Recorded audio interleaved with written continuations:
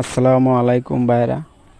তো আমার ছেলে নিয়ে আসলাম ডাক্তারের কাছে। অনেক দিন যাবৎ ভুগতেছি তার অসুখ নিয়ে। এখন আসার পরে ডাক্তারে পরীক্ষা করে দেখলো তার নাকি টাইফয়েড হয়ে গেছে। তো এখন 14টা ইঞ্জেকশন লেগছে ডাক্তারে, 14টা দিতে হবে। তো দিতে নিয়ে আসলাম, প্রায় 8টা দিয়ে দিছি, আরও আপনার 6টা বাকি রয়েছে। তো এগুলো সব দিতে হবে। আমার ছেলের জন্য সবাই দোয়া করবেন। আসসালামু আলাইকুম, ধন্যবাদ সবাইকে।